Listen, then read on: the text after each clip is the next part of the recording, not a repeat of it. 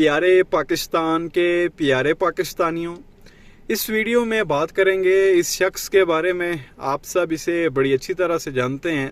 ये वो शख्स है जिसने 16 महीने में पाकिस्तान की जो है वो ऐसी तैसी फेर के रख दी।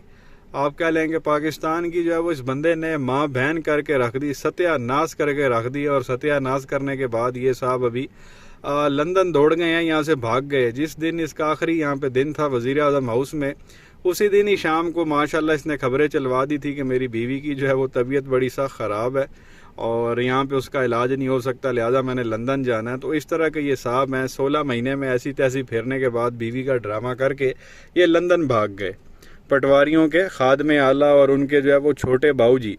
अब इस बंदे के अंदर कितनी अहलियत है, कितनी काबिलियत है और इसके बेटे के अंदर जो है वो कितनी काबिलियत है, वो आपको जो है वो सुनवाएंगे। इनके जो आप कह लें कि सिक्योरिटी में आर्मी के एक रिटायर्ड ऑफिसर थे जिन्होंने जो है वो इनको बड़े गौर से ऑब्ज़र्व किया, जो हर वक्त इनके साथ होते थे, 2 साल तक इनके साथ रहे। उनके क्या व्यूज़ हैं इनके बारे में कि ये बाप बेटा किस तरह के जो है वो आप कह लें कि हुक्मरान रहे हैं, क्या इनके करतूत थे, किस तरह के ये हैं जिन्होंने ऑब्ज़र्व किया है। वो एक आर्मी के आप कह लें कि SSG के रिटायर्ड मेजर, उन्होंने एक स्टेटमेंट दी। हमारे पास जो है ये स्टेटमेंट आई, सोचा आपके साथ जो है वो शेयर की जाए।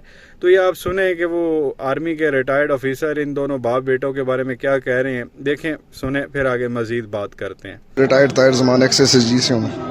2013 से 2015 के दरमियान रहूँ और इलेक्शन के दौरान मैंने ज्वाइन किया था इनको। मेरी कोई पॉलिटिकल एफिलिएशन इनके साथ नहीं थी। मैं असल में SSG के नाते और क्लोज प्रोटेक्शन ये होती है जो बुलेट प्रूफ एरा चलाते हैं, ये मैंने गोरे के साथ इधर Australian high commission European union में सीखी थी। तो मैं अकेला ही अफसर अवेलेबल था। अल्हम्दुलिल्लाह अभी भी मैं क्लेम करता हूँ कि मैं चंद एक अफसरों में से हूँ जिनको ये बुलेट प्रूफ एरा का पता है, एक्सपीरियंस है।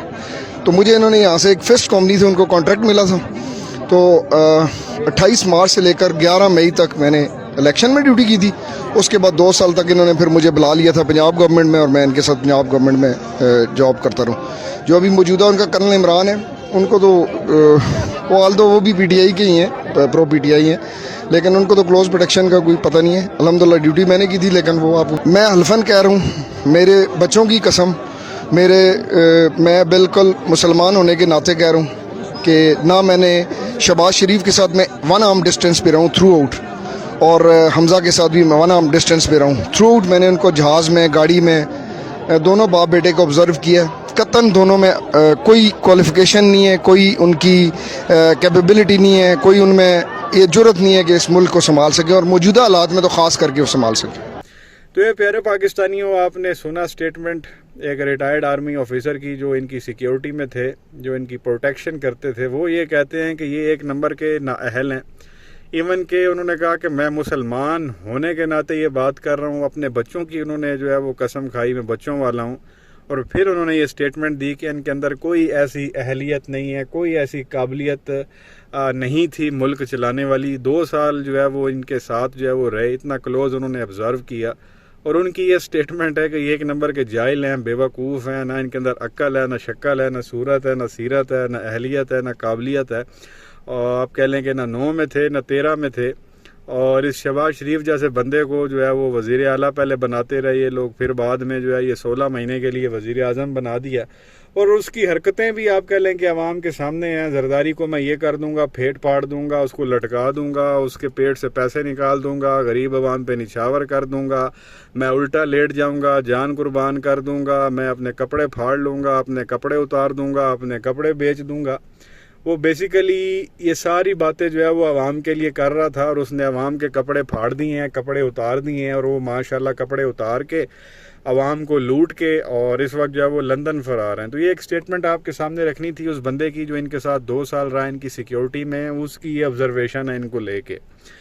अब आपको पता है कि खान साहब की हुकूमत में बड़े इनके ऊपर केस चल रहे थे, केस खुले हुए थे, इनको पेशियों पे आना पड़ता था इस शहबाज शरीफ को। और आपको पता है कि इसके हर रोज़ ही कोई ना कोई नया ड्रामा होता था उस वक्त। आज मुझे बुखार हो गया है, आज मुझे कोरोना हो गया है, मैं पेशी पे नहीं आ सकता, मैंने ख़ुद को क्वारंटीन कर लिया है, आज मेरी कमर में दर्द है, आज मैं बहुत सख्त बीमार हूँ, मुझे ब्लड कैंसर है।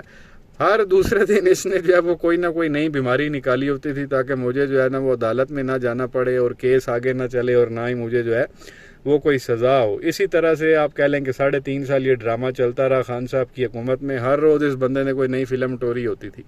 अब ये क्लिप मैं आपके सामने रखने लगा हूँ, ये आप देखें जिस तरह ये साहब क्रिकेट खेल रहे हैं, जो शॉट इन्होंने मारी है, जिस बंदे के कमर में दर्द है, क्या वो इस तरह की शॉट मार सकता है? जो एक बीमार बंदा, बूढ़ा बंदा, जिसको कमर का मसला, जिसको ब्लड कैंसर का मसला, क्या वो इस तरह की शॉट मार सकता है? एक क्लिप है छोटा सा, पहले आप ये देख लें, फिर आगे मजीद बात करते हैं।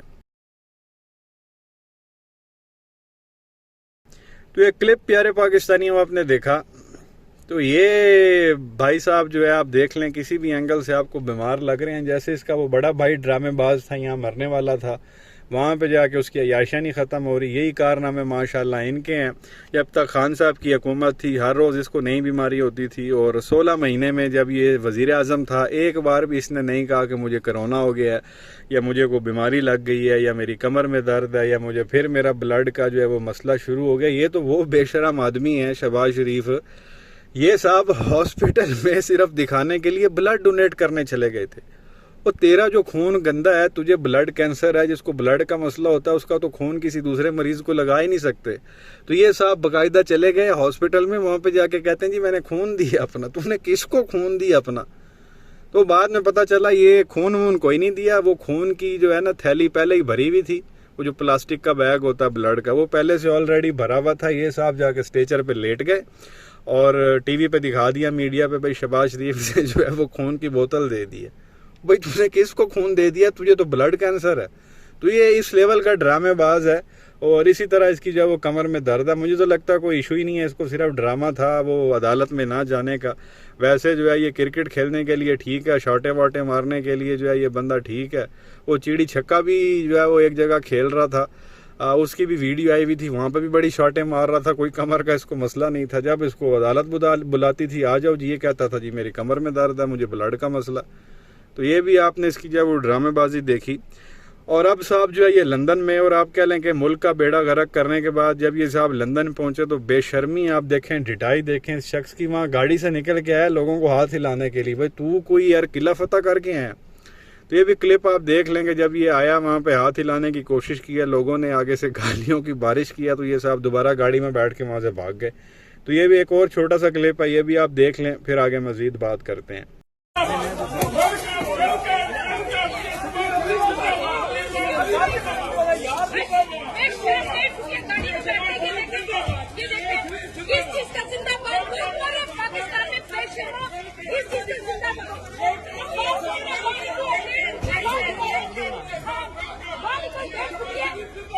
शहबाज शरीफ चोर, गाड़ी में बैठा हुआ चोर, बेशरम, फकीर, पाकिस्तान की बर्बादी की वजह शहबाज शरीफ, पाकिस्तान की बर्बादी की वजह पाकिस्तान की बर्बादी। तो ये प्यारे पाकिस्तानियों आपने देखा, मुल्क का बेड़ा गर्क करने के बाद, तबाह करने के बाद, ऐसी तैसी फेरने के बाद, आप इसका जिगरा देखें, डिटाई देखें, फिर भी जो है वो निकल के आया, दोनों हाथ हिला रहा है आवाम के आगे। तो वहाँ पे जो ओवरसीज पाकिस्तानी थे उन्होंने फिर जाहिर है इसका इसी तरह से इस्तकबाल करना था उनके, फिर मुंह में जो आया उन्होंने निकाला। ये वीडियो और भी लंबी थी, लोगों ने और भी जो है वो बहुत बुरा भला इसको कहा है। मतलब पता नहीं यार ये इस तरह की हरकतें कैसे कर लेते हैं कि एक तो यार चोरी, ऊपर से सीना जोरी, एक तो ड्रामे करके आए हो, मुल्क को नुकसान पहुँचा के आए हो, उसके बावजूद फिर आवाम में आ रहे हो आप लोग। यार तो सलूट है। मतलब वो कोई शर्म, गैरत, इज़्ज़त वाला चक्कर ही नहीं है आप लोगों का कि आपके करतूत क्या हैं, और वहाँ पे मीडिया पे आके जो है आप लोग क्या ड्रामे लगाते हो। तो बहरहाल ये छोटे बाबू जी की कुछ चीज़ें जो है वो आपके साथ शेयर करनी थी, इसकी अहलियत, काबिलियत, ड्रामेबाजी आपके साथ शेयर करनी थी। आपकी इस बारे में क्या राय है नीचे कमेंट सेक्शन में जो है वो ज़रूर बताएं। और दूसरा पटवारियों के लिए पैगाम है कि जब ये बेशरम दोबारा वापस पाकिस्तान आएगा और आके इलेक्शन कैंपेन करेगा, तो आपने जो है वो इसकी ड्रामेबाजियाँ जो है वो ज़हन में रखनी है जो ये इसने की हैं। तो बहरहाल ये प्यारे पाकिस्तानियों को चीज़ें रखनी थी आपके सामने। अपनी राय का इजहार ज़रूर करें, वीडियो को लाइक करें, चैनल को सब्सक्राइब करें, बेल आइकन पर क्लिक करें। शुक्रिया।